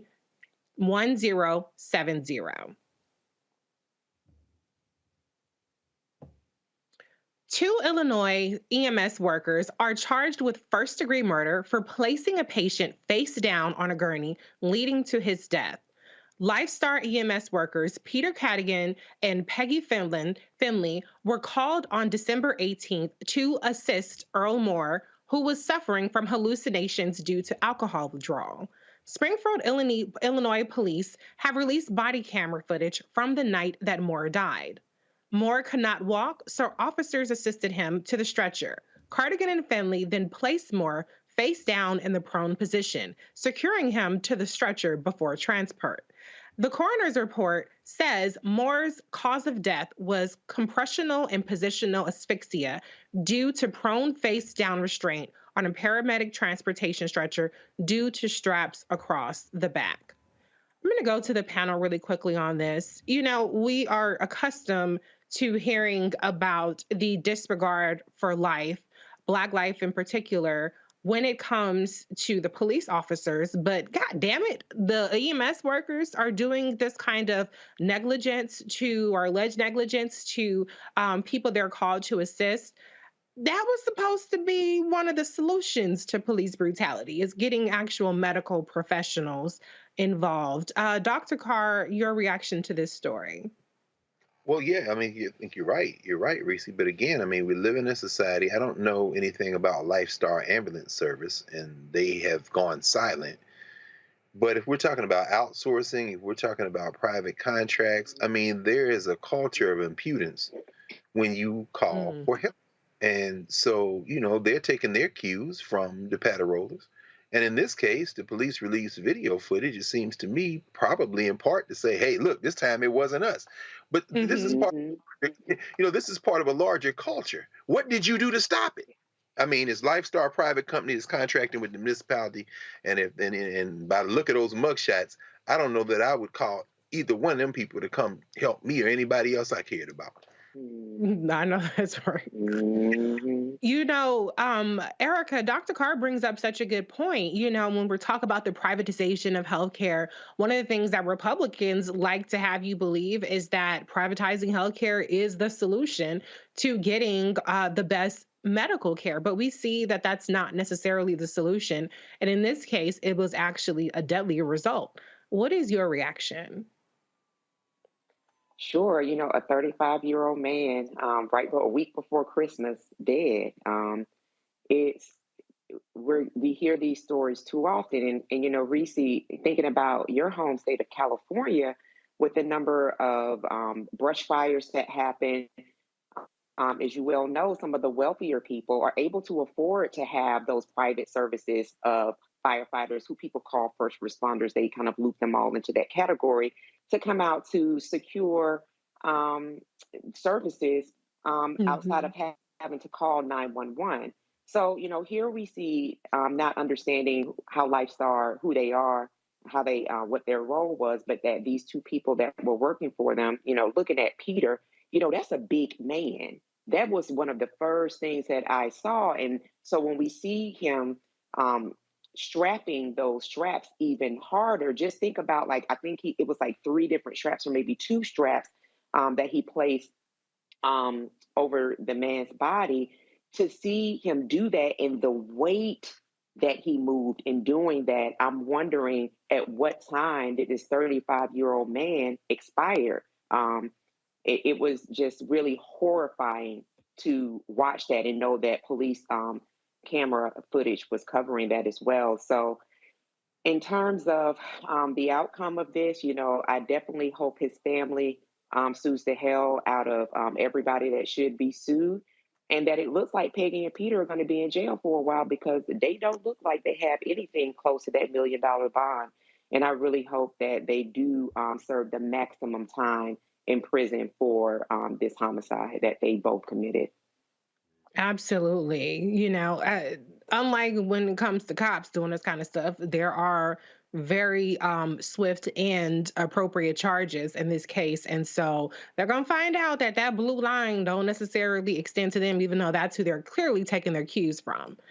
Let's move on to the next story, though. The attorneys for the former Grand Rapids, Michigan police officer who shot Congolese immigrant Patrick LaHoya point blank in the back of his head during a routine traffic stop wants a judge to throw out the second-degree murder charge against him. In a motion, Christopher Scher's defense team gave the following 3 reasons he should not stand trial for Patrick's death. Michigan law permits Officer Scher to use deadly force to prevent Patrick LaHoya from fleeing and to effectuate his arrest. Under legal authority given to Officer Scher by the state in response to force used by LaHoya and in self-defense. That's his quote. That's his statement. The motion also asks a Kent County Circuit judge to overturn the October ruling that Scher stands trial for the April 4th, 2022 killing of LaHoya. You know, Dr. Carr, defense attorneys can ask for anything, but you for damn sure are not going to get it necessarily. To bring charges already, there's a higher degree of vetting and standard that prosecutors use. And so this definitely seems desperate. And last I checked, the back of the head don't sound like self-defense to me. What's your reaction, Dr. Carr? No, I agree. I mean, and like you said, the judge listened to 2 days of testimony. And it just reinforces the fact, and of course, as you say, Reese, and correct, of course, accurately so, you want a zealous defense. So attorney's going to throw everything against the wall and see what sticks. Unfortunately, when you're dealing with killers, with paddle-rollers, with hunters, with these people, the police, you're talking about people who go into a situation with a license to kill and with a whole lot of leeway and the protection of the state. What we don't know is how this appeal will be ruled on. It could be very well that this will be taken into consideration. And that's the tragic thing, because that was an execution. We all know it. But the executor is protected by this system, and law be damned. So the lawyer is doing what the lawyer is supposed to do: defend his client. And in this case, his client's a killer cop, and the killer cop gets the advantage of basically having a license to kill. So now we have to wait and see what's going to happen. Wait and see. That seems to always be the case with what seems like a never-ending number of cases around police violence, particularly against Black people. Erica, I want to get your thoughts on this next story. U.S. Attorney General Merrick Garland appoints a special counsel to investigate the classified documents found at President Joe Biden's home and former private office. Garland appointed Robert Huer to investigate, along with the Republican-led House of Representatives. The appointment comes after Biden's aides located documents with classified markings at two separate locations inside Biden's home in a locked garage. For the third straight cycle, the Department of Justice and FBI will investigate in a presidential election cycle. Erica, we already see the false equivalencies coming from the Republicans, the House, from the Republicans, that there is a hypocrisy in the treatment of President Biden and the reaction to it, as opposed to former President Donald Trump. What are your thoughts on the uncovering of these classified documents, and how do you view the differences in these cases? Well, we're talking about the son of a Klansman, so we're talking about a well-known, undisputed criminal who stole the People's House at 1600 Black Lives Matters Plaza. So we're talking about somebody who, Dr. Carr talked about his taxes earlier. And one thing that we found out, one thing that came to surface, is that he's in debt to China. So we're talking about a whole national security problem when we're talking about Donald John Trump.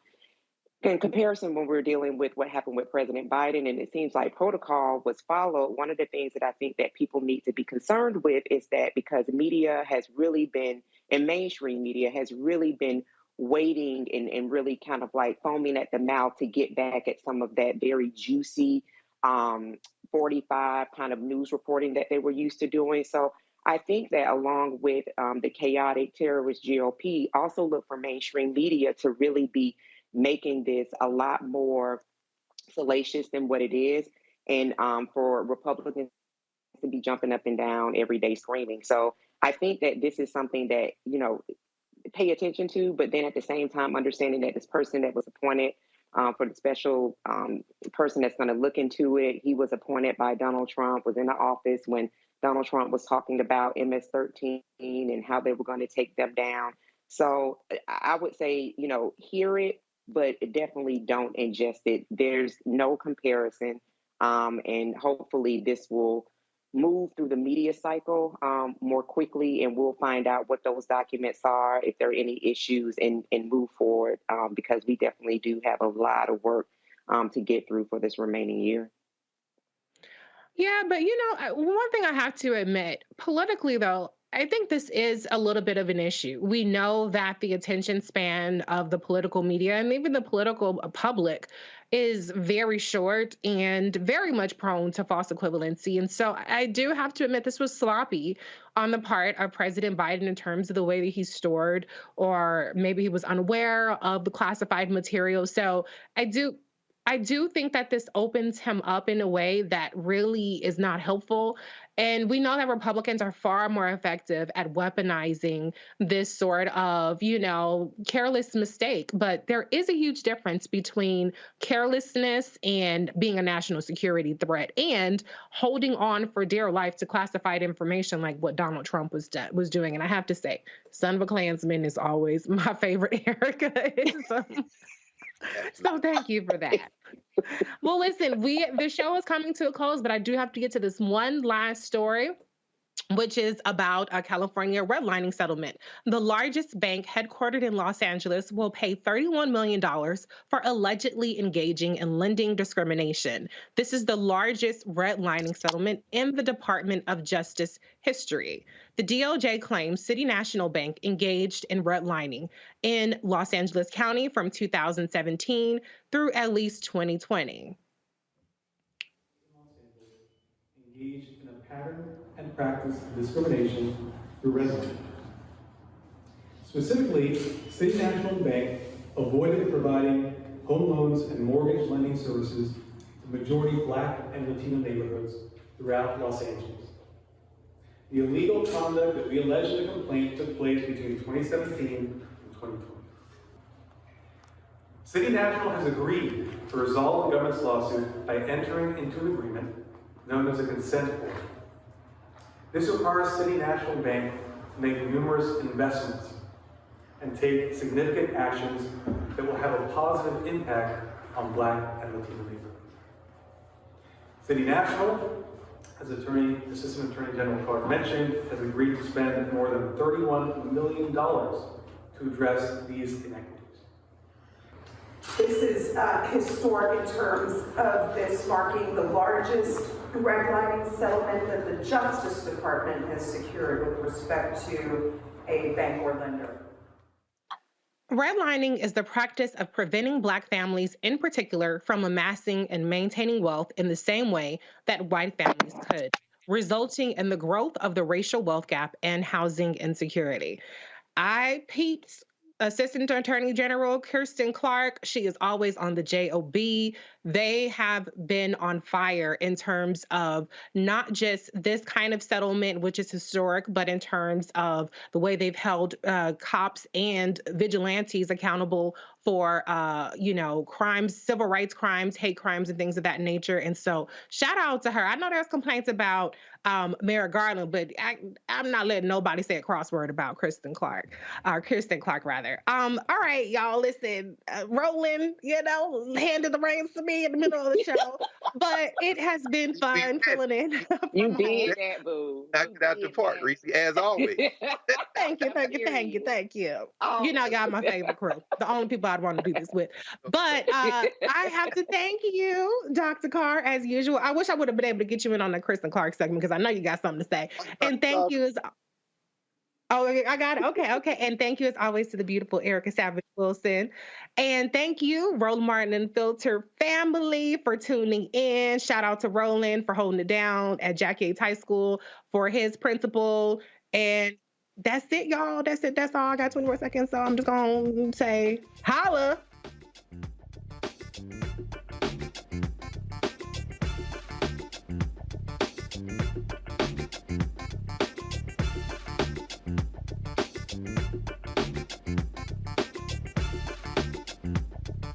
Black Star Network is here.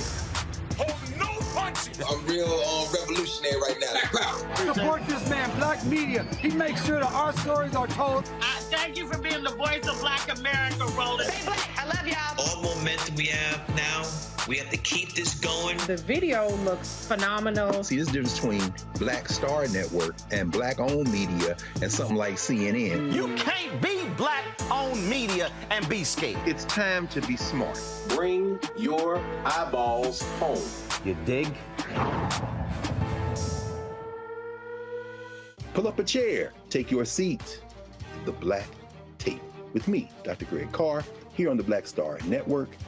Every week, we'll take a deeper dive into the world we're living in. Join the conversation only on the Black Star Network. Hi, I'm Dr. Jackie Hood Martin, and I have a question for you. Ever feel as if your life is teetering and the weight and pressure of the world is consistently on your shoulders? Well, let me tell you, living a balanced life isn't easy. Join me each Tuesday on Black Star Network for A Balanced Life with Dr. Jackie. We're all impacted by the culture, whether we know it or not. From politics to music and entertainment, it's a huge part of our lives, and we're going to talk about it every day right here on The Culture with me, Faraji Muhammad, only on the Black Star Network. I'm Deborah Owens, America's Wealth Coach, and my new show, Get Wealthy, focuses on the things that your financial advisor and bank isn't telling you, but you absolutely need to know. So watch Get Wealthy on the Black Star Network.